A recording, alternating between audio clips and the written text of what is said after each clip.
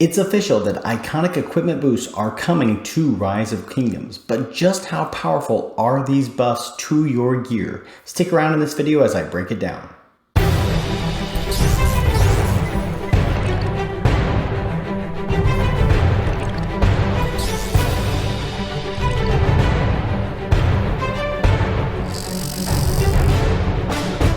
What's up everybody, Psych out here with another Rise of Kingdoms video. Just want to give a quick update. If you saw my last video, you know we migrated to Kingdom 254 and here we are sitting in Kingdom 254, mostly just farming up resources while we wait for the final few migrants to come in over the next few days. But this video is all about iconic equipment, so we're going to jump over there and talk about it right now.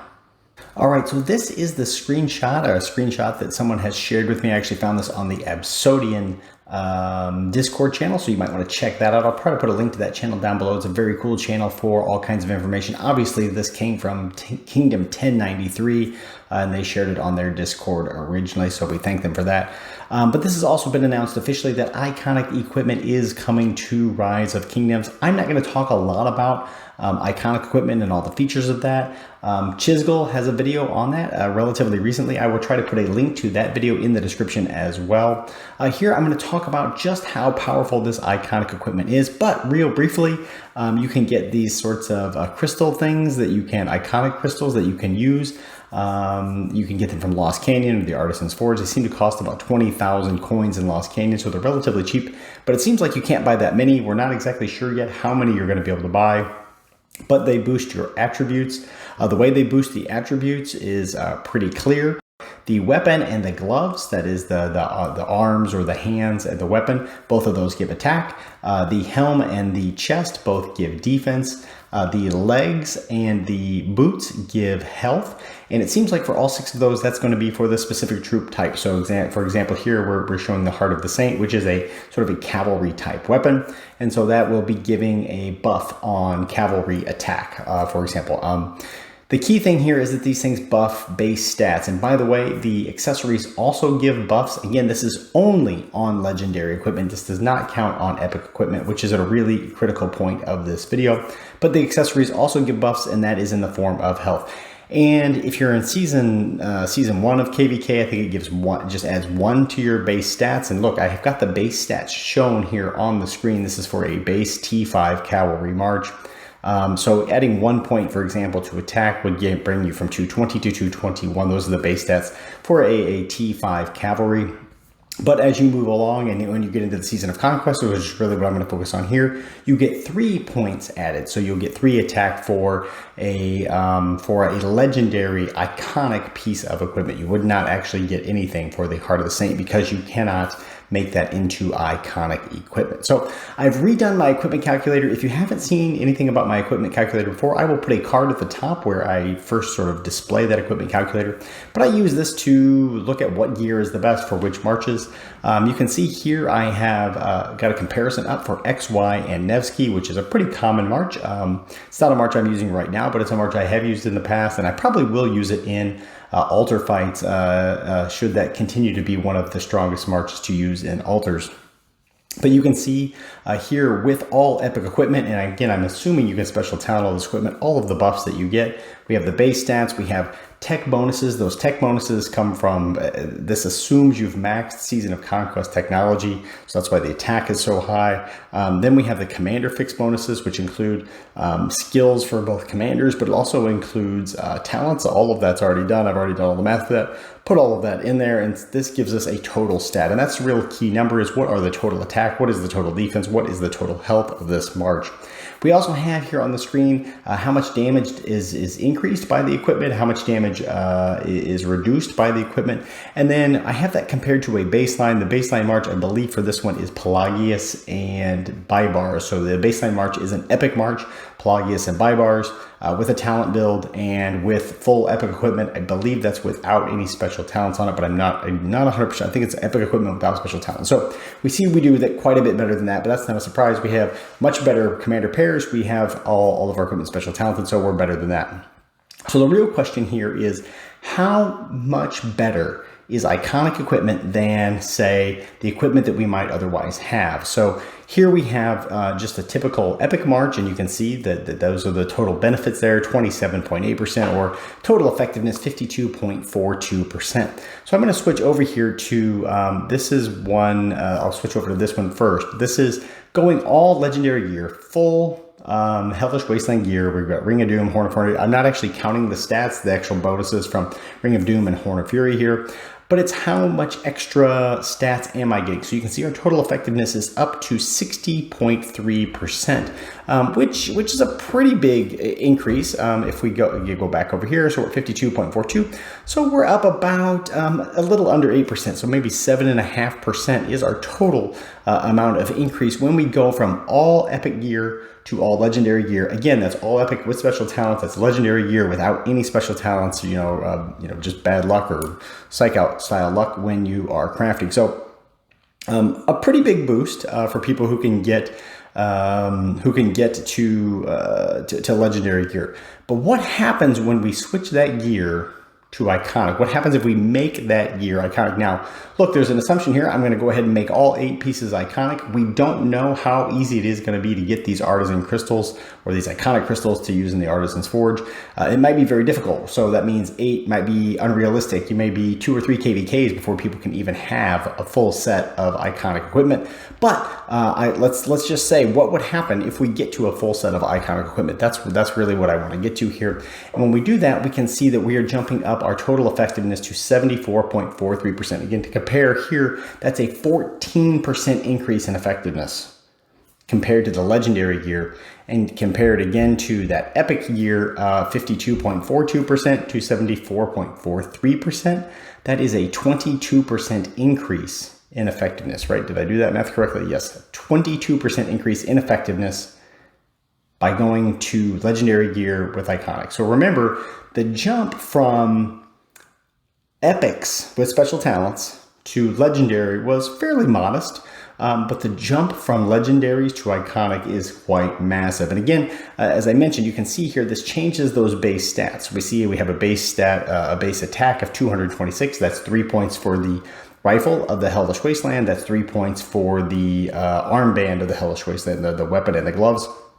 What's not included here is any special talents. By the way, if you special talent this gear, you get an additional point added to your base stats. And that's what's really critical here. And in fact, I've even seen some videos where people are getting this wrong. They're thinking it's a percentage increase. It's not a percentage increase. It increases the base stats, which means that all of the other things that are increasing your stats are getting an even bigger boost, right? So here's one way to think about it. If you have $5 and I give you a 50% increase, you get an extra $2.50, right? You get an extra $2.50. Now you're at 7.5.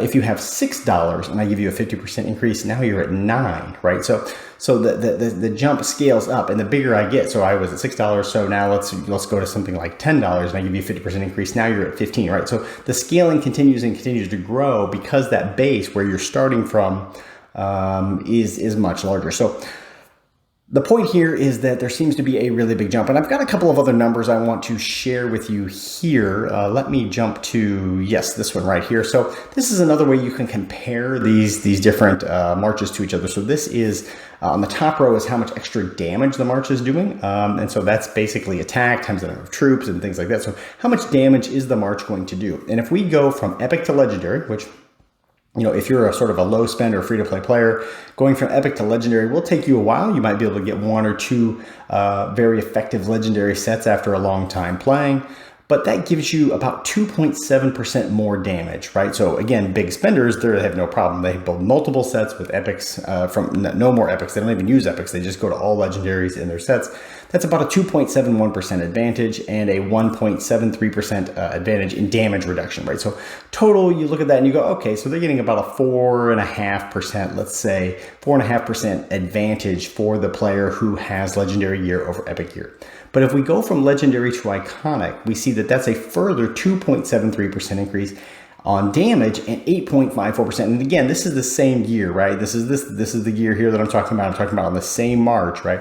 That's how much this increase is. So now we're talking about more than an 11% increase going from the legendary to the iconic. And the real comparison, I think, is this last one here, when we go from epics to iconics, because this is really, again, if you're a low spender or if you're free to play, you're going to be playing with epic gear for a long time. And people who are not, people who are able to put legendary gear on are going to be the ones who can iconic that legendary gear. They are going to be getting a 16% edge over epic gear. So legendary gear over epic gear only has about a 4.5% edge.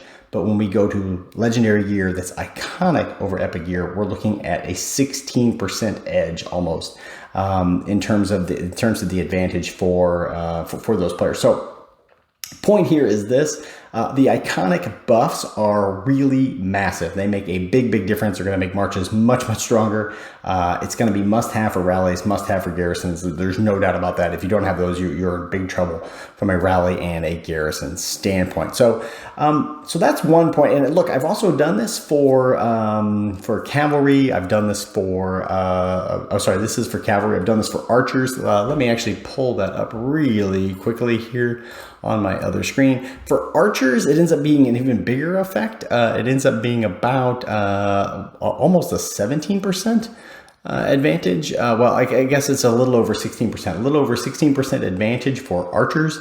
And for infantry, again, and then this infantry march, I used Guan with Alex. For the archer march, I used Nebu with YSG. You can flex these kinds of things around, and you can flex the gear around a little bit. But basically all we're doing is we're saying if we had all epic gear with special talents and we move to some rational, usable, very effective legendary set, how much better would that be? For infantry, it's about a 15% gain. So look, we're looking at 16% gains in advantages from going from epic to iconic, right? So whereas again, the jump from epic to legendary, 4%, something like that is what we're looking at for these different marches. But the jump from epic to iconic is huge. Now, again, we don't know. Are we going to be able to put 8 iconic pieces on? It might be very difficult. Not sure about that yet, how long it will take. But anyway, the last thing I want to talk about is this effect on special units. Now, I've seen some people talking about how this is going to make special units more important. This is why it's going to be more important to specialize in infantry, more important to specialize in cavalry, whatever that is. And in fact, that is exactly wrong. It's exactly wrong. In fact, it actually reduces ever so slightly, as we'll see here, the advantage of special units. And the reason for this is pretty straightforward. The thing that makes the special units different, okay? The thing that makes the special unit better than the base troop is that it has higher base stats, right? So it has a higher base stat. So when we buff that base stat with some equipment, when we buff it with our commanders, that gives us a bigger edge when we have that. These buffs buff all base stats. So they buff it for the special units and they buff it for the regular units. And so here's another way of thinking about it. If I'm going to increase something by 2%, or well, let's make it easier number. Let's increase something by 50%. Okay, and let's say we're starting at 2, and I'm going to increase it by 50%. So that's going to add an extra 1. So now it's 3. But if we start at 100 and I add an extra 50%, now we're at 150. So the gains get bigger as that base stat increases. But the thing that happens for the troop that had the advantage to begin with, in this case, like Arabia has, I think Arabia has more attack as a special unit. It might even have some more health or defense as well too. It has more attack for sure as a special unit, but I think it also has something else. Because Arabia has those advantages, those advantages actually shrink because now all the boats are sort of getting lifted together. So the little edge that Arabia had actually becomes worth less, right? So that's what this shows here, is that in terms of the sort of amount of damage that Arabia does compared to the amount of tankiness, right? So this is comparing what it was before. When we go to iconic, the advantage is 3.1%, whereas with just full legendaries, so that is what it is right now, right? So if you have Arabia and you go, I'm going with full legendaries, you get about a 3.18% extra because you have that special unit. That's what this is showing here. 3.18% extra we're getting because we have that special unit and we have a better base stats. The tankiness is the same, so it must have the same defense and health. But when we increase the base stats for everybody, Arabia's advantage over the basic cavalry unit actually goes down a little bit. And this is also true, it doesn't matter which civilization you do. I did it for Vikings, for infantry. I did it for Ottoman, for archers. You get the exact same thing, right? Because again, the logic is really simple. If we add more to the base stats for everybody, the advantage that the special units had is less. It's not as big of an advantage anymore. So the point here is it makes the special units worth a little bit less. Now, I think it's pretty marginal difference in terms of how much less it is, but nonetheless, it doesn't make your special units more important. In fact, if anything, it makes them slightly less important. Okay, so I think that's the big overview on this video, is that iconic equipment is coming. It's really big, it's really important. It's going to really change a lot about Rise of Kingdoms. It's going to be critical for all of your rally and garrison leaders. It's not clear how fast we're going to get those iconic crystals and be able to create iconic equipment, but it's basically going to make it a must-have, at least at some point. You're just not going to be able to run around with epic gear in the field, certainly not in a rally. Because you're just going to get demolished by people with iconic gear. That gear is going to be so much stronger than epic gear. So personally, I'm starting to upgrade. I have one cavalry march that's all epic gear, and I'm just starting to focus that entirely towards legendary gear. Not only obviously because the legendary gear is just better on the cavalry march, but also at some point, if I want to add iconics to that, it's going to be even better, and it's really critical to not have that epic gear. There are a few epic gear pieces that might still have some value. Carrick's Humility is kind of an interesting one. It seems like that might still have some value for infantry.